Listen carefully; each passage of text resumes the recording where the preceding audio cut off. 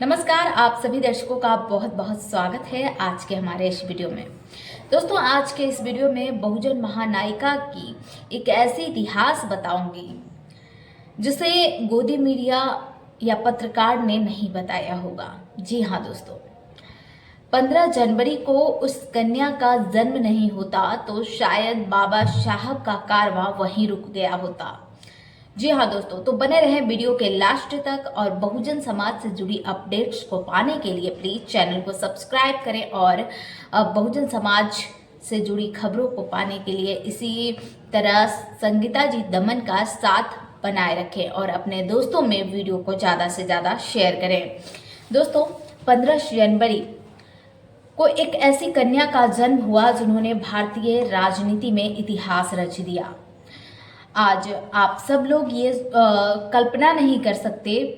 सोचिए, वहीं का वहीं बाबा साहब डॉक्टर भीमराव अंबेडकर का कारवां रुक जाता जिसे बाबा साहब ने शुरू किया था। आज बाबा साहब के लाखों करोड़ों अनुयायी हैं और कई पार्टियां उनकी सबसे बड़ी भक्त भी बन रही है, भक्त होने का दावा भी करती है, लेकिन मायावती जी की तरह कोई नहीं बन सकता। जी हाँ दोस्तों, मैं बात कर रही हूँ बहन कुमारी मायावती जी की। 15 जनवरी 1956 को नई दिल्ली में एक गांव में जन्मी मायावती जी, जाटव परिवार में जन्मी बहन कुमारी मायावती जी। उनके पिताजी का नाम था प्रभुदास जी। दोस्तों, गौतम बुद्ध नगर में रहती थी और डाकिया का काम किया करते थे। 6 भाई और 2 बहन के साथ मायावती जी तब भी प्रसिद्ध थी और आज भी लोग उन्हें बहन जी के नाम से ही जानते हैं। आपको बता दें दोस्तों, भारतीय राजनीति में इनका अतुलनीय योगदान रहा है। अपना पूरा जीवन बहन कुमारी मायावती ने बहुजन समाज पार्टी को समर्पित किया है। दोस्तों, महिलाओं के उद्धार के साथ साथ समाज में फैली ऐसी कई कुरीतियों को विरोध किया। आज आपको बता दें, मायावती जी को देश दुनिया से लोग जन्मदिन की बधाई दे रहे हैं। मायावती जी को बीएसपी के तमाम कार्यकर्ताओं ने बधाई दी। बहुजन समाज पार्टी के साथ साथ तमाम कार्यकर्ताओं ने बधाई दी। आजाद समाज पार्टी के कई प्रवक्ताओं ने बधाई दी बहन जी को। और आपको बता दें दोस्तों, भले ही बहुजन समाज पार्टी की नेता मानी जाती हूँ मायावती, लेकिन इस देश के दलित पिछड़े आदिवासियों के लिए वो एक देवी की तरह हैं, एक मसीहा की तरह हैं। और जो इस देश का दलित पिछड़ा आदिवासी कभी जय भीम नहीं बोल सकता था, मायावती जी के आने के बाद इस देश का दलित पिछड़ा आदिवासी खुलकर जीने लगा, अपने हक और अधिकार के साथ जीने लगा। हक और अधिकार तो बाबा साहब भीमराव अंबेडकर ने बहुत ही पहले दे चुके थे, लेकिन अपने हक और अधिकार को पाने के लिए लड़ने के लिए लोग डरते थे। दोस्तों, बहन कुमारी मायावती के आने के बाद बहुजन समाज खुलकर जीने लगा और मायावती जी ने उत्तर प्रदेश में जब बागडोर संभाली तब पूरे दलित पिछड़े आदिवासियों के मन में एक नया जुनून पैदा हो गया। भारतीय राजनीति में मायावती जी का बहुत बड़ा योगदान है और यह शायद कभी समाप्त नहीं होगा। सूरज की तरह बिल्कुल अटल रहेगा और भारतीय राजनीति इतिहास में दर्ज हो जाएगा।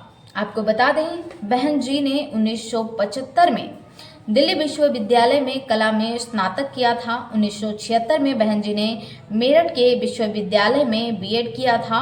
वहीं 1983 में बीएसपी सुप्रीमो मायावती ने दिल्ली के एक विश्वविद्यालय में एलएलबी किया था। आप सोचिए, पढ़ाई में भी बहन जी ने काफ़ी मेहनत किया। आजकल के नेता हाई स्कूल इंटर पास करने के बाद राजनीति में चले जाते हैं। मायावती पढ़ाई के साथ साथ सिविल सर्विस की भी पढ़ाई किया करती थी और स्कूलों में बच्चों को भी पढ़ाने का काम किया करती थी। 1977 में पहली बार कांसीराम जी के संपर्क में मायावती आती हैं और राजनीति का पहला चरण यहाँ से शुरू हो जाता है। दोस्तों, आपको बता दें, पहले चरण के साथ ही बीएसपी सुप्रीमो मायावती जी ने यह साबित कर दिया था कि बहुजन समाज पार्टी की देखरेख मायावती कर सकती हैं। 1984 में बहुजन समाज पार्टी बनती है और बहन जी उस पार्टी से चुनाव लड़ती हैं। जी हाँ दोस्तों, आपको बता दें कि ये वो दौर था जिस दौर में छुप छुप कर चुनाव का प्रचार किया जाता था। दलित समाज के लोग, पिछड़े और अति पिछड़े समाज के लोग छुप छुप कर चुनाव का प्रचार प्रसार किया करते थे। मान्यवर कांशीराम, ये वो दौर था जब मान्यवर कांशीराम जेब में पोस्टर को रखकर निकलते थे। सोचिए, मायावती का भारतीय राजनीति में योगदान अतुलनीय रहा है। 1984 में बहुजन समाज पार्टी का गठन हुआ। 1989 में पहला लोकसभा का चुनाव बहुजन समाज पार्टी ने जीता था।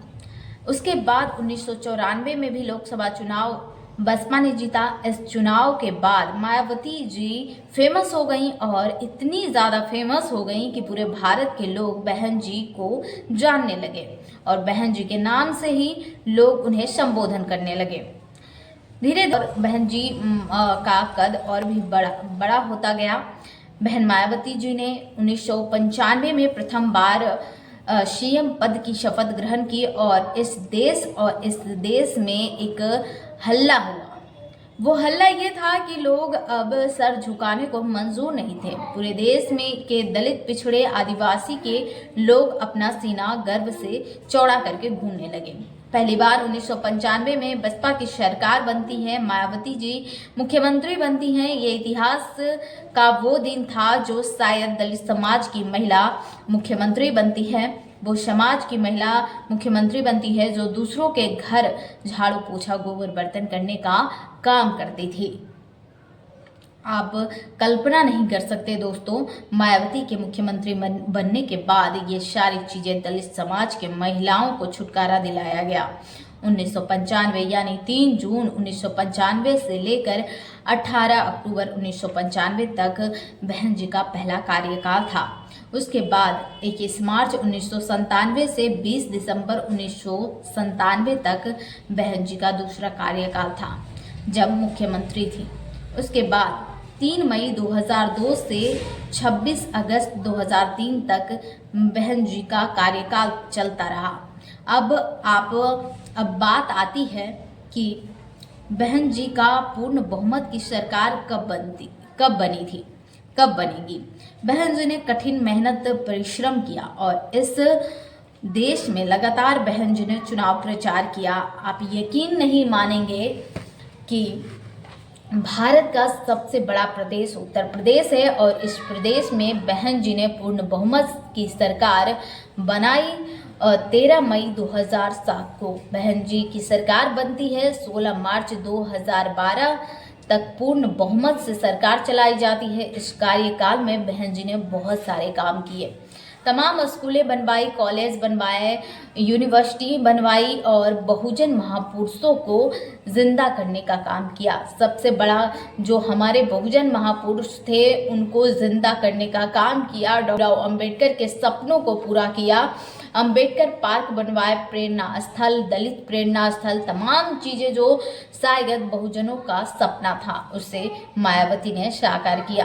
आज जो लोग बहुजन महापुरुषों पर, बीएसपी सुप्रीमो मायावती पर उंगली उठाते हैं, उन्हें कम से कम ये सोचना चाहिए कि जिस दौर में औरतें घूंघट में घूमती थी, जिस दौर में बहन जी दौड़ दौड़ कर राजनीति करती थी, जिस दौर में औरतों को घर से निकलने नहीं दिया जाता था, उस दौर में बहन कुमारी मायावती दौड़ दौड़ कर बहुजनों के हक और अधिकार की बात करती थी।